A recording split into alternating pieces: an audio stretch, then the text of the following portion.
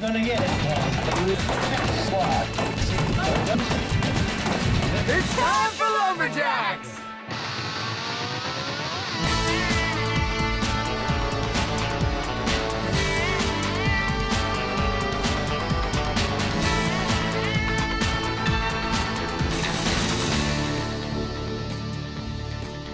Lumberjacks is sponsored by Echo, only professional grade with 5-year warranty. Crown, protect, maintain, save. Gas Guzzler lifts gas and oils from land, vehicles, and tools. Yamaha, conquer outdoors.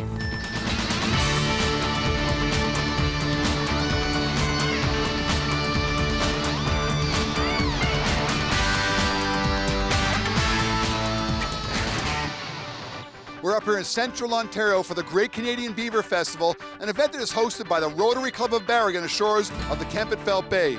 We got a fantastic leaderboard of competitors as we're partway through the Lumberjack competition. They're competing for over $10,000 in prize money.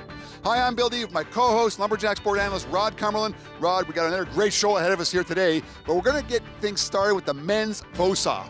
Bow saw, we have the French Canadians here, J.P. Mercier, Don Lambert. They make their own blades and at the top of their game in that. But hey, Paul Fenninger from New York, he's been manufacturing his own blades now, and he wants to take on the best in the business. The women are also going to be wielding their razor-sharp axes in this, specifically the underhand chop. Now we have a field of 10 women competitors. I know there's 2 or 3 that you want to highlight. Lindsay Dawn, Nancy Zaleski come the whole way up from Wisconsin. They're here and they mean business in the underhand chop. But Ping Engasser, she's a technical expert in the underhand chop. She'll be a tough girl to catch. And we had a great start to the competition last week. Nathan Waterfield leading the way, 200 points. Donald Lambert right on his heels. We're downtown Barrie on the Kemptveld Bay for this first annual Lumberjack competition, which is actually part of the Great Canadian Beaver Festival and Race. We're going to get started with the single buck. Great field of competitors. We're going to be showing you the top 3 heats. This first heat in 15 inches round of white pine. It's going to feature Chris Henning from New York taking on Donald Lambert, the crafty veteran from St. Gilles, Quebec. So a bit of an international flavor here. We've got a New Yorker taking on a Quebecer. Don Lambert, of course, filing his own crosscuts and single bucks and buck saws to boot.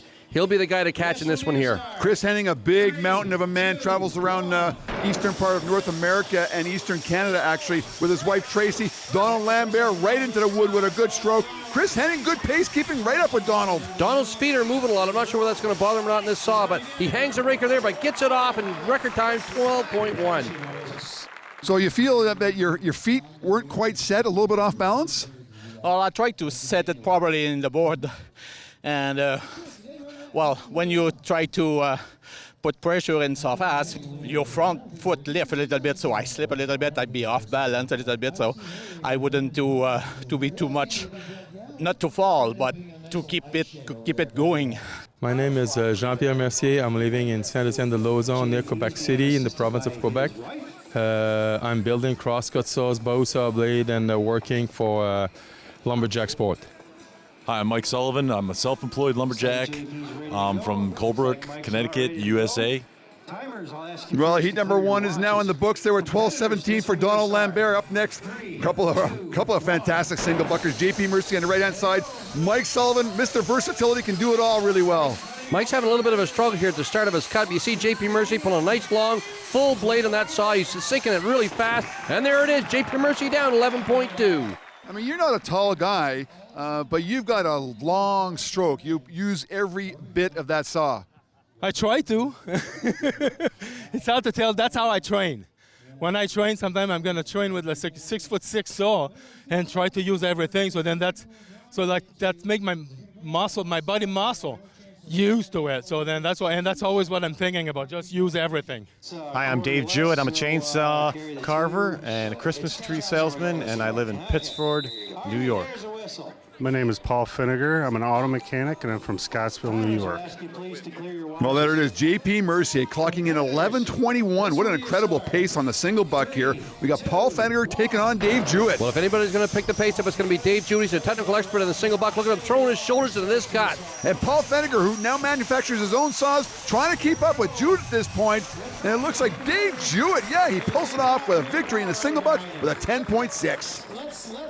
You know, one of the keys to single buck bucking is maximizing that steel blade in your hands and using every inch of it. Just tell me how you make sure you maximize that use. I just train, you know, this is a thinner gauge saw, and the wind's been blowing, but luckily it died down right on go. So just try to pull the whole thing. Some of our races, we race on only 12 inches of wood, and if you can pull the whole saw on a 12-inch log, then this 15 or 16-inch wood, it seems a lot easier. So I train. I really did train a lot on my starts.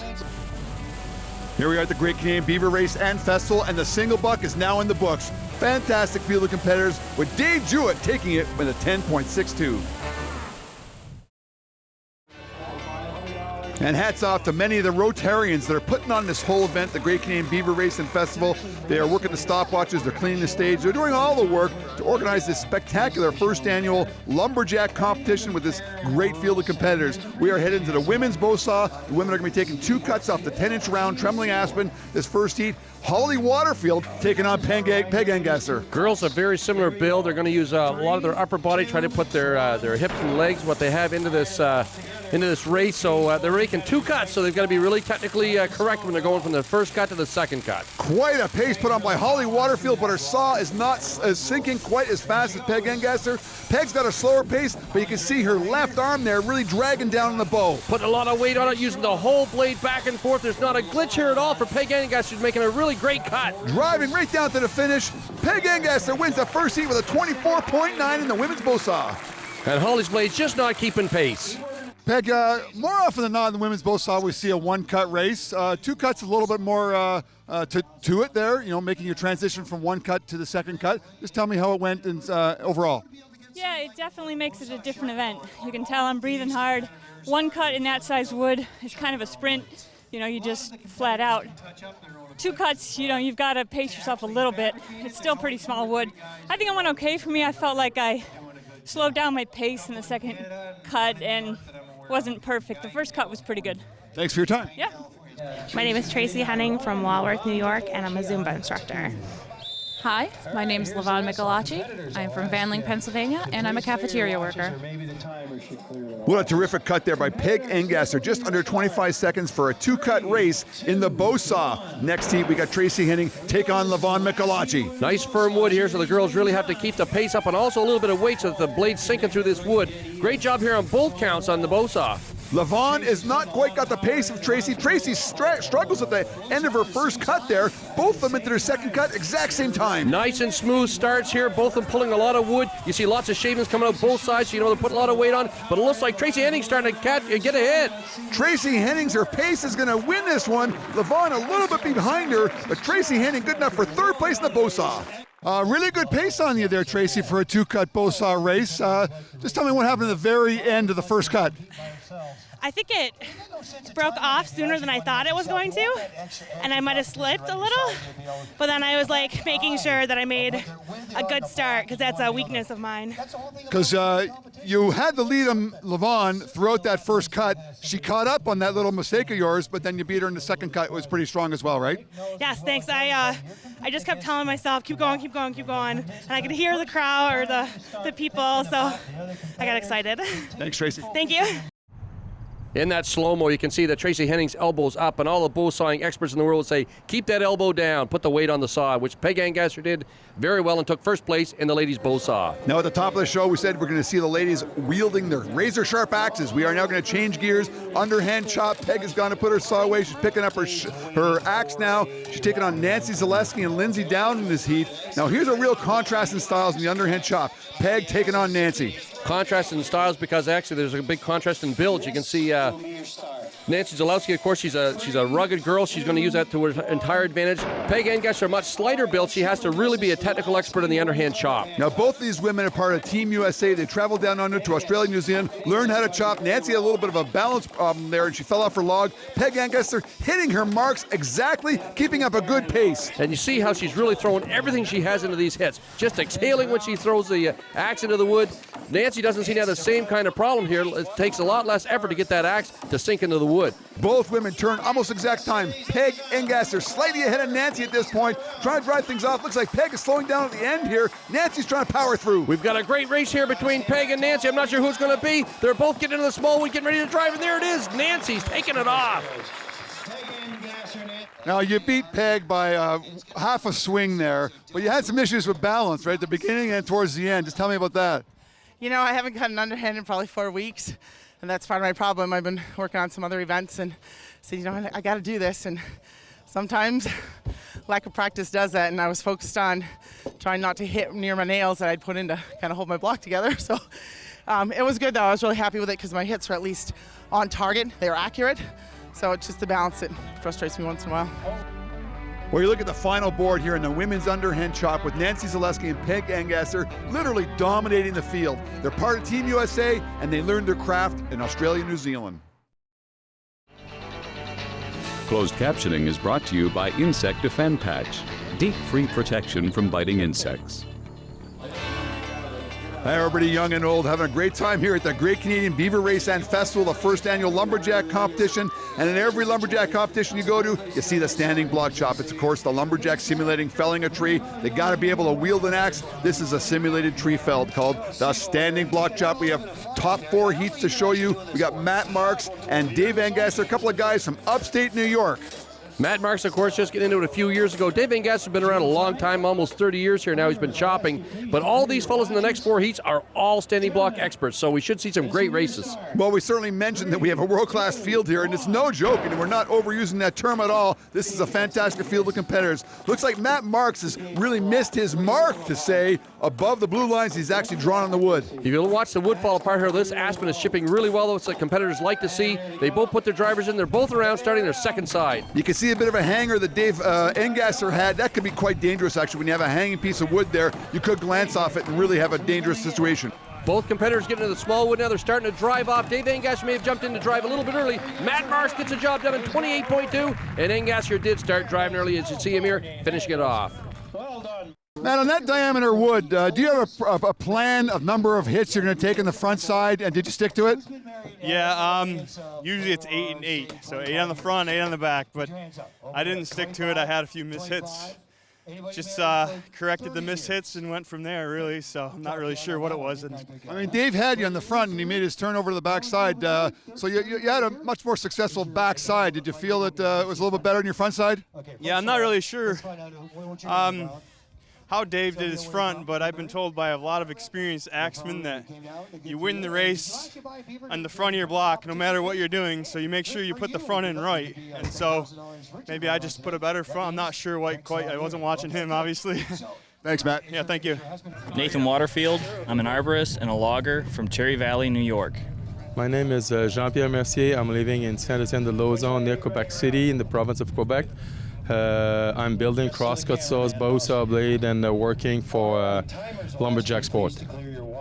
Well, Matt Marks from Rochester, New York, the medical technologist from Rochester, New York, he opens up with a 28.21, still 3 heats to go in a standing block chop. JP Mercier taking on Nathan Waterfield. This is 12 inches of round aspen. They know that they can lower this time a bit. JP, obviously a sawing expert. He's got his hands filled here with Nathan Waterfield, and Nathan's doing a phenomenal job on the front face of his chop. He hit his marks exactly the way he wanted to. He opened up with 1 up and 1 down on the backside to draw a chip out. Mercier trying to keep pace with him. 2 more drives for Nathan. He's done everything right as JP's getting into the small wood, but Nathan should be ready to drive it off, and he does so in 22.9. Well, your backside, you didn't need much work. You did a lot of work on your front side. You didn't need much for your back at all. Yeah, I try and make a habit of putting a big front in. 10 in the front. That wood is pretty firm, so I thought 10 was even going to be maybe a short front, but it opened up really well. So 10 in the front, 9 in the back. I expected 10 and 10. It looked like it was going to come off an 8, but it hung in the middle, and yeah, so happy enough, I guess. Thanks for your time. Thanks. My name's Jason Lentz. I am a pipeliner, Lay City Water, and I'm from Diana, West Virginia. Cecil STARR. I'm a utility forester, and I'm also getting into farming, and I live in Lake Dalrymple, Ontario. Jason Lenz taking on Cecil STARR this next heat. Lowered the time to beat was Nathan Waterfield, 22.96. First time we've seen Jason here on Lumberjacks TV series. Cecil STARR, oh, what a glance here. I wonder if it ruined his axe or not. But Cecil STARR, look at the intensity in his chop. He's a really intense competitor. He's putting a great front in here as Jason Lenz tries to get his head back in the game. Jason, son of Melvin Lenz from Diana, West Virginia, is trying to scramble to catch up to Cecil right now. Cecil's on his backside, trying to put some opening cuts in there and drive things off. You can see the drag marks on Lenz's chop. You know he's damaged his axe a lot, but Cecil chops through and on. He's driving it off. Look at that, 25.8 for Cecil.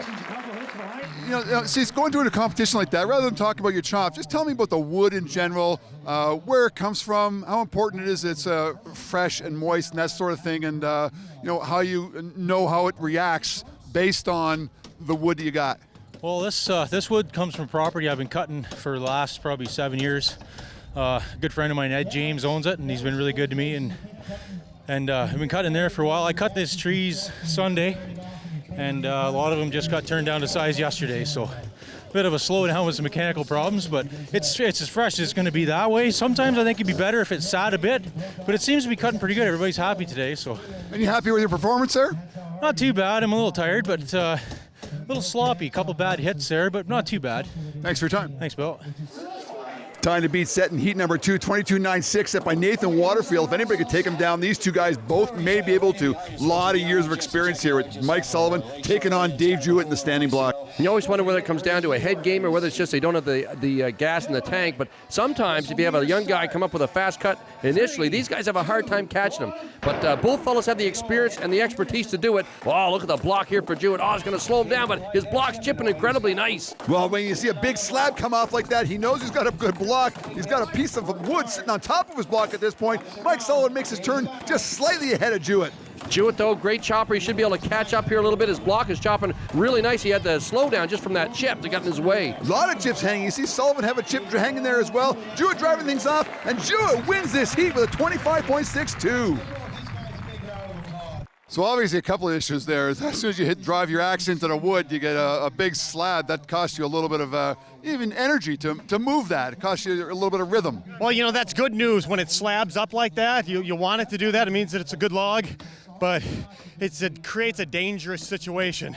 So I had to make a quick decision. Do I hit into it, or do I play it safe and push it out of the way? And I decided if I hit into it, it could scoop down. It could hit me. So I knocked the log, but then when I turned, I had another chip on top of the log. I said, oh, this isn't my day, and I pushed that out of the way and just, you got to improvise. I mean, so the good news is it's a good block, and then you went after it when you were able to. Yeah, I knew it was a good block, and I know my axe is working, so I got 2 more chops, so it's always a good feeling knowing my axe is cutting this wood today. Thanks, Dave. Thanks, Bill. Well, Dave Jewett wearing 2 hats. He's a chopper and also stage crew trying to clear all those chips away from his block. Leaves Nathan Waterfield out front in first place with a 22.9 in the standing block.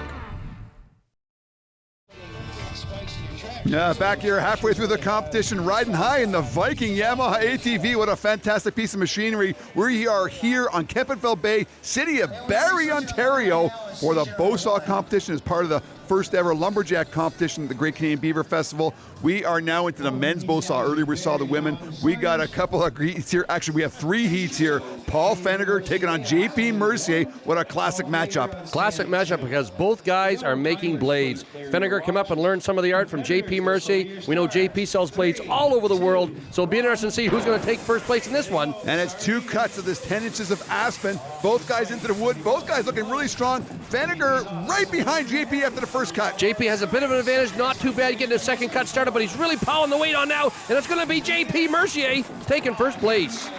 Paul Fenniger, 3/4 of a second behind.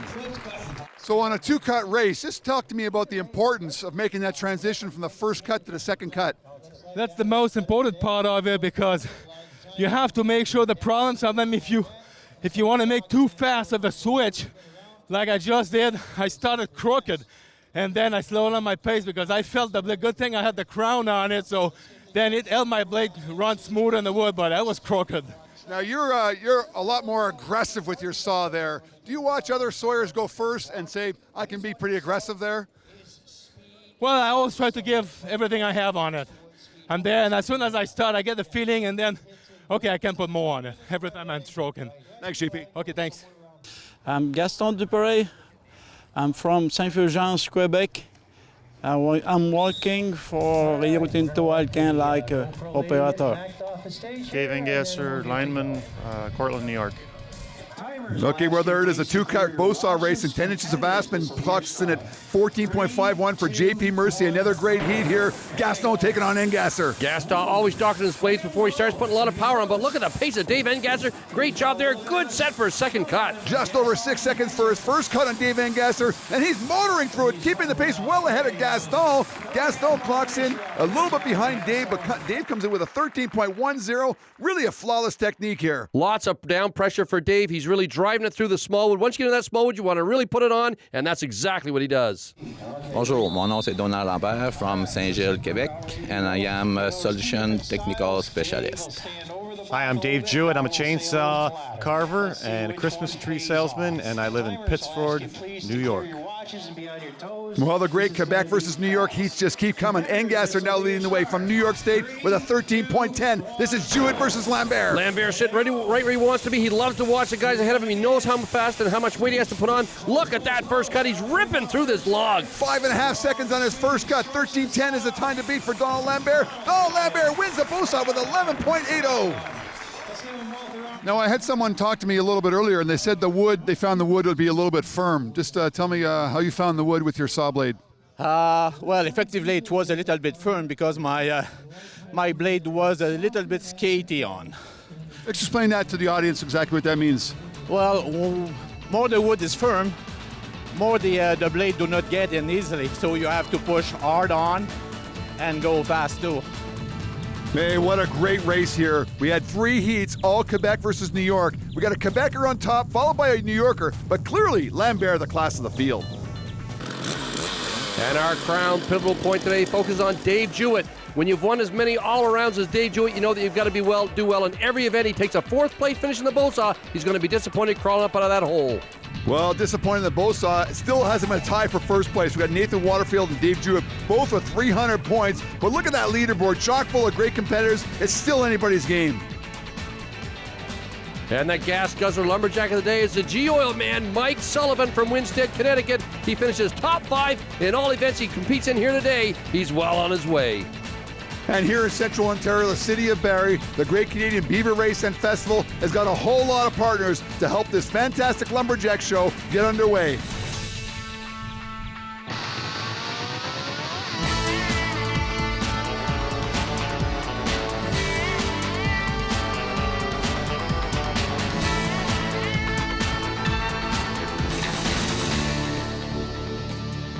Lumberjack is sponsored by Echo, only professional grade with 5-year warranty. Crown, protect, maintain, save. K100, make water burn. Yamaha, conquer outdoors.